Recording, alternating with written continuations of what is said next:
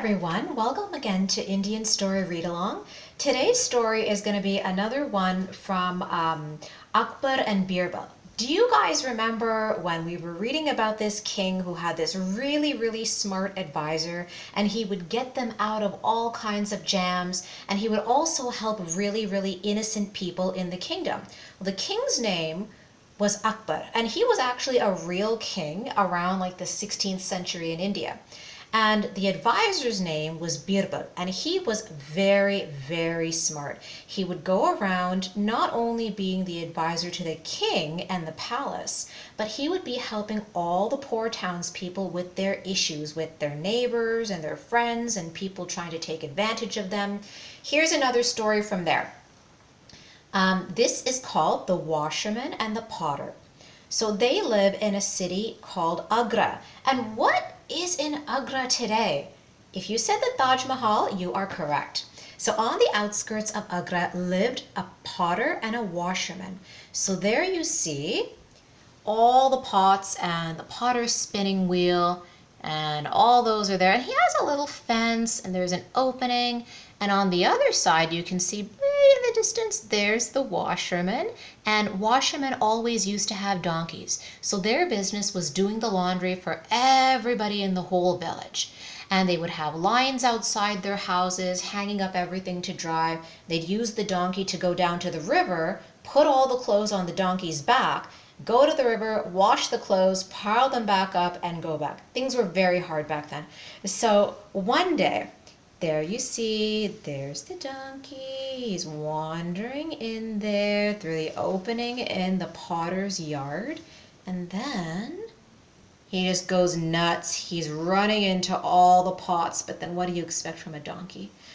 So then the potter is very angry. He goes, "All my day's labor wasted."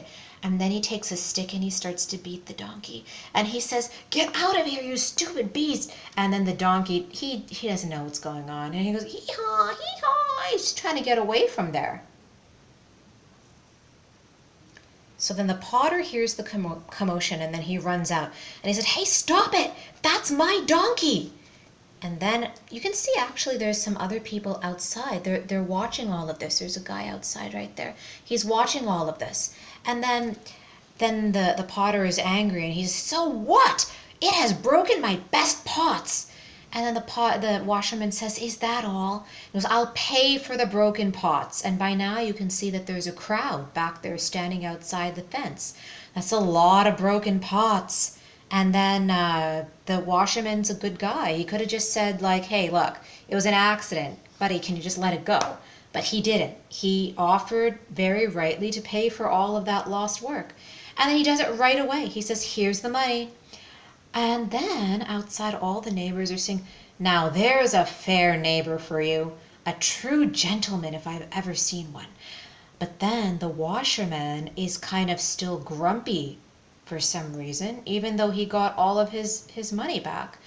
And then he's still grumpy. What's he upset about? He says, "So he was out to belittle me before everyone. Humph. I'll get even with the fellow."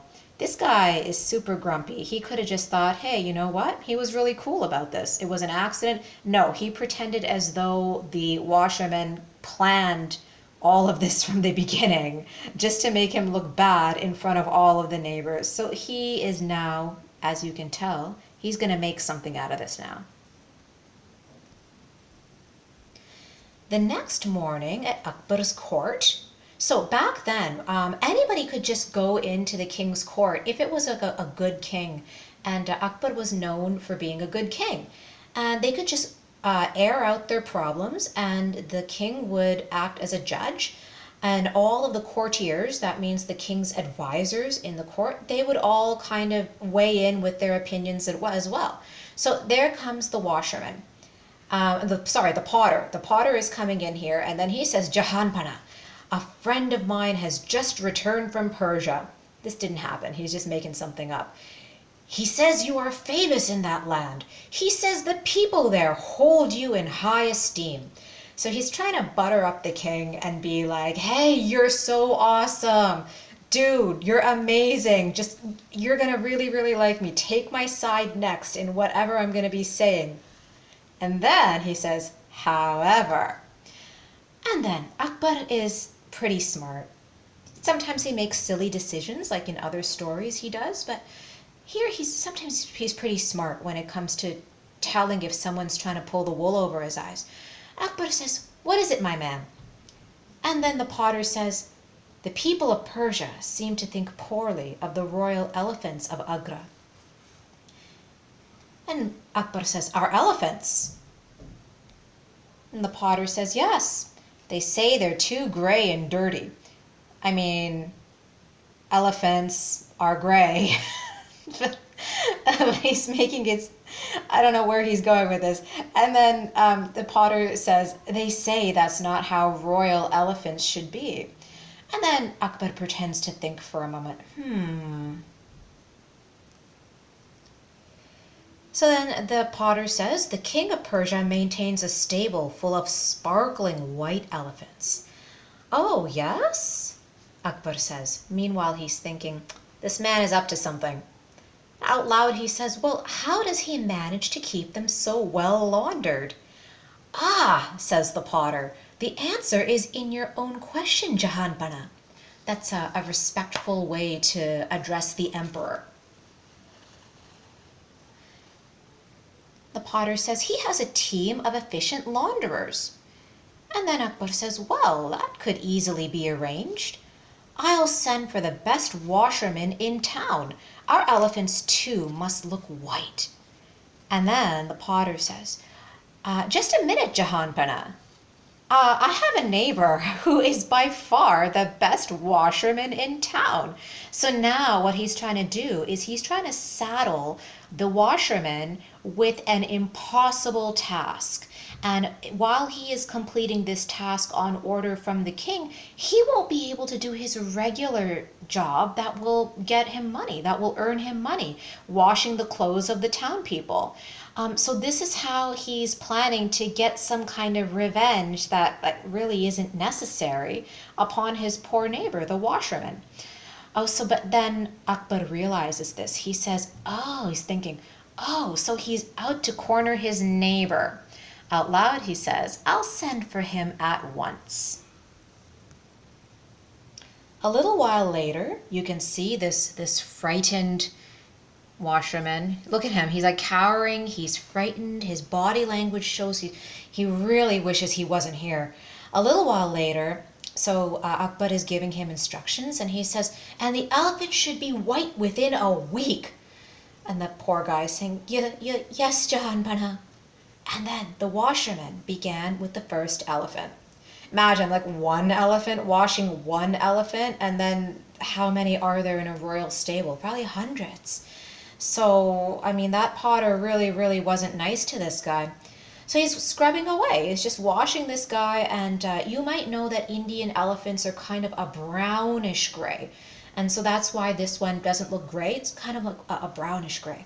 However, even after he slogged away at the task the whole day long, the elephant remained as gray as ever.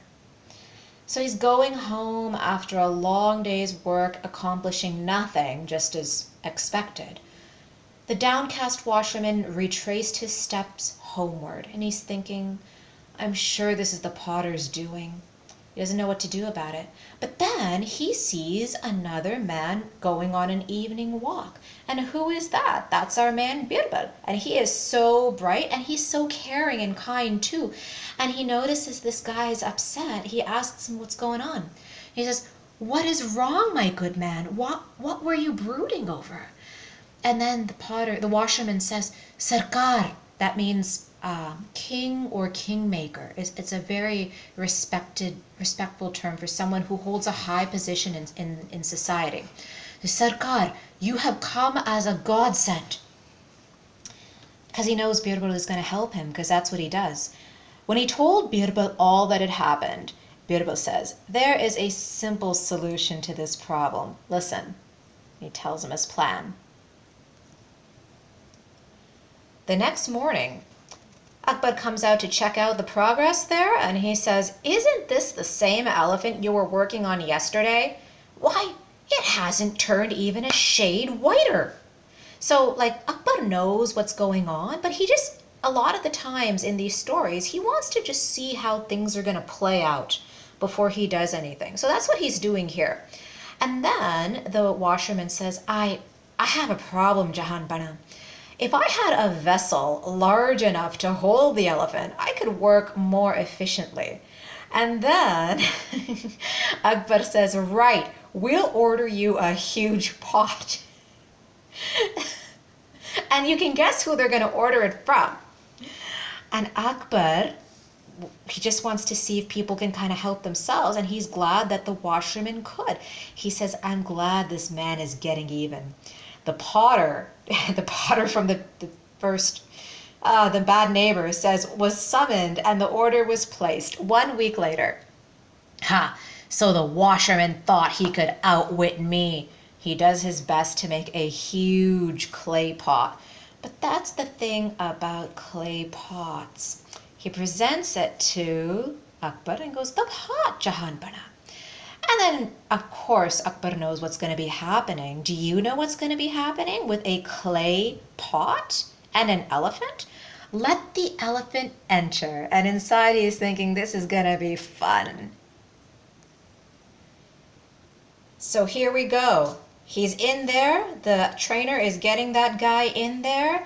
And then on the first step, crack, that thing just breaks open. And then, of course, Akbar is not really mad, but he has to show this guy. And he says, what kind of a pot have you made? Make me a new one and make sure it is stronger now. And then the potter is like, but. And Akbar is roaring, get to work at once. It was only then that the potter broke down and confessed, and there he is on his knees. Good man. And then Akbar says to the washerman, I suspected that he was out to corner you, but what impressed me was your method of retaliating. That means fighting back. You deserve a reward for it. And the washerman is so kind and honest that he says, no, Jahan Bana, I don't. It was Birbal who gave me the idea. And then, of course, this was another test for whether the washerman was going to be honest. Akbar says, I had guessed that too. In fact, I was sure of it. And then he says to Birbal, you are not only a jewel of my court, Birbal, but also a true guardian of the innocent. That's what I totally love about this, because all the time when you're looking at the law and court and stuff, it's not, they go according to the rules, but it's not always going to be 100% fair. And it doesn't always happen that way. What I love about these stories about Birbal is that he always makes sure there's justice and that it's 100% fair. So if you like this story and you want to join us for more stories, subscribe to our channel, and we will see you again next time.